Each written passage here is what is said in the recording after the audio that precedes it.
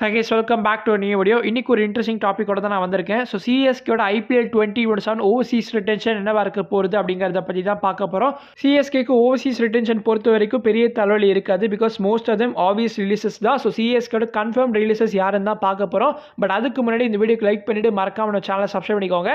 இப்போ வாங்க வீடியோக்குள்ளே போகலாம். டிசம்பரில் ஆரம்பிக்க போகிற பிபிஎல் 2026ஓட ஓப்பனிங் மேட்ச் இங்கே சேப்பாக்கில் நடக்க போகுது அப்படிங்கிறது எல்லாருக்குமே தெரியும் இல்லையா? ஸோ இந்த பிபிஎலோட ஓப்பனிங் மேட்ச்சில் யார் ப்ளே பண்ண போகிறாங்க அண்ட் இந்த மேட்ச் என்னைக்கு நடக்க போகுது அப்படிங்கிற எல்லா டீடைல்ஸையும் இப்போ ரிவீல் பண்ணியிருக்காங்க. பிபிஎலோட ஓப்பனிங் மேட்ச் டிசம்பர் 12 அன்னைக்கு நடக்க போகுது சேப்பாக்கில். இந்த மேட்ச்ல Melbourne Renegades and last year சாம்பியன்ஸான பெர்த் ஸ்காச்சர்ஸ் ப்ளே பண்ண போறாங்க. ரீசெண்டாக நிறைய ரிப்போர்ட்ஸ் வந்துச்சு regarding Melbourne Stars and Melbourne Renegades merging. But at least one more இயருக்கு இந்த ரெண்டு டீம்ஸும் கண்டினியூ பண்ண போறாங்க. ஈவன் பிபிஎலோட பிரைவேடைசேஷனுமே புஷ் பண்ணியிருக்காங்க லேட்டஸ்ட் ஸ்டேஜுக்கு. எல்லா எக்ஸிஸ்டிங் டீம்ஸுக்கும் நியூ ஓனர்ஸ் வர போற மாதிரி பேசிட்டு இருந்தாங்க. பட் அது இப்போதைக்கு நடக்க போறது கிடையாது. அண்ட் பத்தி பிபிஎலோட ஓப்பனிங் மேட்ச் பத்தி எல்லா டீடைல்ஸும் இன்னைக்கு ஆஃபிஷியலா Indian prime minister Narendra Modi and ஆஸ்திரேலியாவோட பிரைம் மினிஸ்டர் ரெண்டு பேரும் சேர்ந்து அனௌன்ஸ் பண்ண போறாங்க. இந்தியா கரண்டா அவங்களோட டஃபஸ்ட் பீரியட் இன் T20ஸ்ல இருக்காங்க. ஏன்னா ரீசெண்ட் இயர்ஸை கம்பேர் பண்ணி பார்க்கறப்போ இந்தியன் டீம் இவ்வளோ ஸ்ட்ரகிள் பண்ணதே கிடையாது. இவ்வளோ டேலண்ட் அண்ட் இவ்வளோ டெப்த் இருந்துமே இந்தியன் டீமான சரியான காம்பினேஷனை ஃபைண்ட் பண்ண முடியல. அயர்லாண்டுக்கு அகைன்ஸ்டா ஒரு அன்எக்ஸ்பெக்டட் சீரிஸ் டிஃபீட் 2-0 அண்ட் இப்போ இங்கிலாந்துக்கு அகைன்ஸ்டா 5 மேட்ச் T20 சீரிஸ்ல ஃபர்ஸ்ட் மேட்ச் வந்து ரெயினால அபண்டன்ட் ஆச்சு. அதுக்கப்புறம் இப்போ கன்சிக்யூட்டிவா 3 மேட்சஸ் இந்தியன் டீம் லூஸ் பண்ணியிருக்காங்க.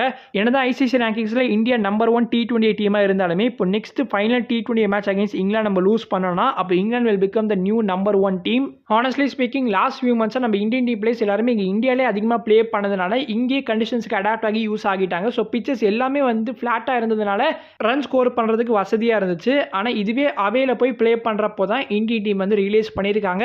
இங்கே இருக்கிற பவுண்டரி டைமென்ஷன்ஸ் எவ்வளோ டிஃப்ரெண்ட்டாக இருக்குது, பிச்சர்ஸ்லாம் எப்படி பிஹேவ் ஆகுது அப்படிங்கிறது ஸ்லோவாக தான் வந்து they are அண்டர்ஸ்டாண்டிங். பட் டெஃபினட்டாக வந்து இந்தியன் T20 டீமுக்கு இது ஒன்றும் புதுசு கிடையாது. அவங்க ஆப்வியஸாக நிறைய டைம் வந்து இங்கிலாந்துலாம் ப்ளே பண்ணியிருப்பாங்க.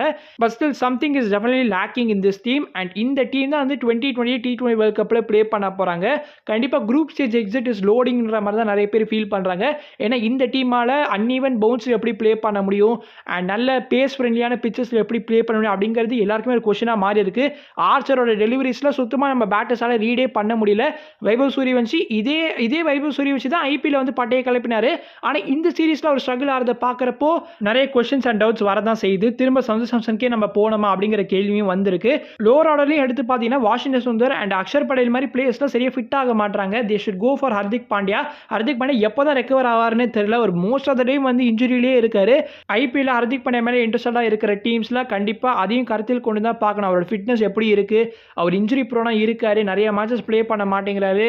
ஈவன் ஐபிஎல்ல கூட வந்து சில மேட்சஸ் வந்து பேக் இன்ஜுரி காரணமாக மிஸ் பண்ணியிருப்பார் இந்த வருஷம். நெக்ஸ்ட் ஐசிசி T20 வேர்ல்ட் கப்புக்கு சாலிடாக ஒரு 2 இயர்ஸ் டைம் இருக்குது. அண்ட் 2028 ஒலிம்பிக்ஸ்க்குமே இன்னொரு 2 இயர்ஸ் டைம் இருக்கிறதுனால பெருசாக நம்ம இந்தியன் T20 டீம் வரி பண்ணிக்க வேண்டாம். பட் இதெல்லாம் வந்து அலார்மிங் சைன்ஸ் தான். இப்போலேருந்தே வந்து நம்ம ரெக்டிஃபை பண்ணி கரெக்டான பிளேயர்ஸை வந்து 11ல் செலக்ட் பண்ணால் மட்டும்தான் இந்த இந்தியன் T20 டீமால் அட்லீஸ்ட் சாம்பியன்ஷிப்காவது ஃபைட் பண்ண முடியும். ஸோ நீங்கள் என்ன கேஸ் நினைக்கிறீங்க இப்போ இந்தியன் T20 டீமோட நிலைமையை பற்றி மறக்காம கமெண்ட்ஸில் போடுங்க.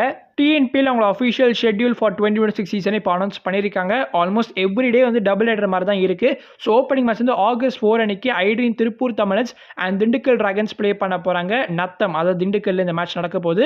August 4லேருந்து August 15 எல்லா மேட்சஸுமே திண்டுக்கல்ல தான் நடக்கும். அதுக்கப்புறம் August 18லேருந்து பார்த்தீங்கன்னா வந்து நம்ம சேப்பாக்கில் மேட்சஸ் ஆரம்பிக்கும். பிளே ஆஃப்ஸ்க்கான ஷெட்யூல் எடுத்து பார்த்தோன்னா August 23 qualifier 1, August 24 eliminator, August 26 qualifier 2 and finals வந்து August 28 ஃப்ரைடே இன்னைக்கு நடக்க போகுது. சேப்பாக்கில் மேட்சஸ் நடக்குதுன்னா சும்மா விட்டுருவேன். கண்டிப்பாக ஃபைனல்ஸுக்கு நான் போக வாய்ப்பு இருக்குது. மற்ற ஒரு சில மேட்சஸ்க்கும் கண்டிப்பாக பிளான் பண்ணுவேன். டிஎன்சிஏக்கு ஒரே ஒரு ரெக்வஸ்ட் தான், டிக்கெட் ப்ரைஸஸை 300லேருந்து 500 குள்ள ஃபிக்ஸ் பண்ணுங்க. அதுதான் வந்து ரீசனபிள் அண்ட் பெர்ஃபெக்ட் வேல்யூ. அதுக்கு மேலே எக்ஸீட் ஆச்சுன்னா கண்டிப்பாக மக்கள் வரத்துக்கு யோசிப்பாங்க. ஸோ மக்கள் கூட்டமாக வரணும்னா அப்போ நீங்கள் இதுக்குள்ளே தான் ஃபிக்ஸ் பண்ணணும். கரண்ட் ஃபேமிலியில் எல்லாருமே கிரிக்கெட்டர்ஸ் தான். Sam Curran, Ben Curran, Tom Curran. இவங்கள அப்பா கெவின் கரனுமே கிரிக்கெட் ப்ளே பண்ணியிருக்காரு இன்டர்நேஷனலில். ஸோ ஜிம்பாப்வேக்காக வந்து 1983 வேர்ல்ட் கப்பில் கூட ப்ளே பண்ணியிருக்காருன்னா பார்த்துக்கோங்க. இப்போ என்ன நடந்திருக்குன்னு பார்த்தோன்னா நம்ம பென் கரன் இருக்காரு இல்லையா, அவர் வந்து ஜிம்பாப்வேக்காக ப்ளே பண்ணிட்டு வராரு இன்டர்நேஷனலில். ஸோ இப்போ பங்களாதேஷ்க்கு அகைன்ஸ்ட் ஹோமில் ஒரு ஓடி சீரிஸ் ப்ளே பண்ணிட்டு வராங்க ஜிம்பாப்வே. அதில் இப்போ 2-0ன்னு சொல்லி நம்ம ஜிம்பாப்வே வின் பண்ணியிருக்காங்க.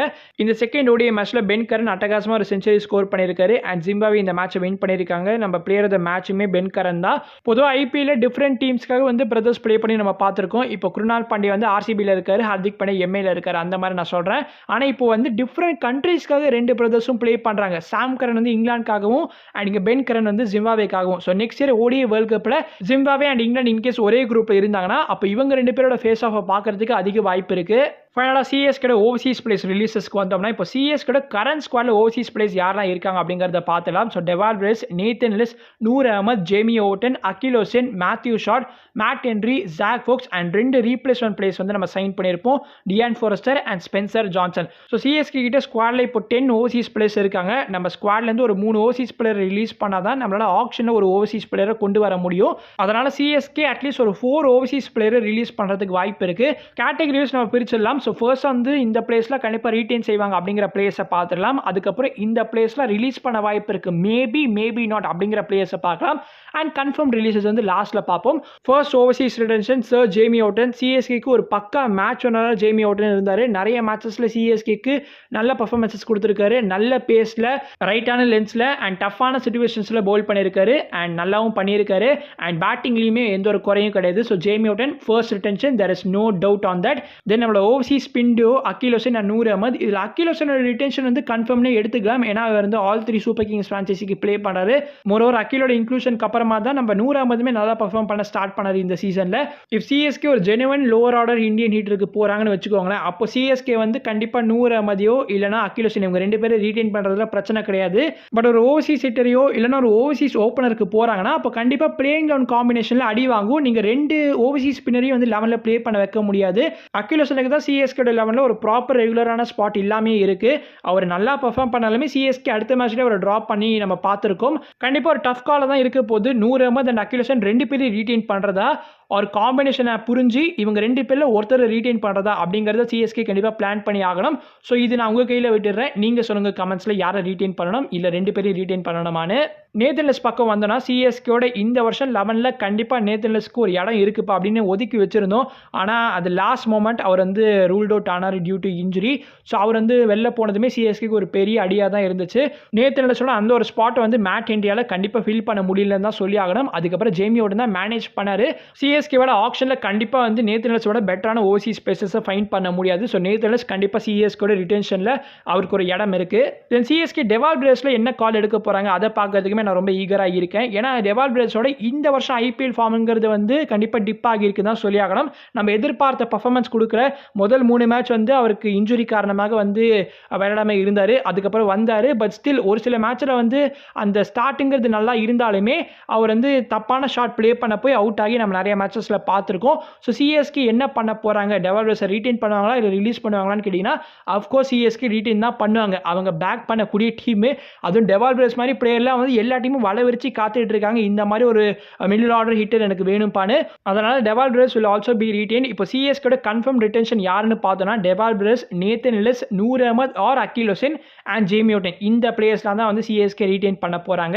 இப்போ மேபி நாட் அந்த லிஸ்ட்டுக்கு வந்தோன்னா நம்ம சிஎஸ்கே 2 ரீப்ளேஸ்மெண்ட் பிளேயர்ஸை சைன் பண்ணியிருந்தாங்க இல்லையா, டியான் ஃபாரஸ்டர் அண்ட் நம்ம ஸ்பென்சர் ஜான்சன். இந்த 2 பிளேயர்ஸ் தான் சிஎஸ்கே என்ன கால் எடுக்க போகிறாங்கன்னு பார்க்கணும். ஸோ ஸ்பென்சர் ஜான்சன் இவன் தான் சிஎஸ்கேக்கு அந்த லாஸ்ட் ஃபியூ ஸ்டேஜஸில் வந்து நல்லா பர்ஃபார்ம் பண்ணாலுமே சிஎஸ்கே இவரோட ஒரு பெட்டரான பேசரை ஃபைன் பண்ண முடியும். அதுதான் உங்களோட ஃபர்ஸ்ட் கேள்வியாக இருக்கும்.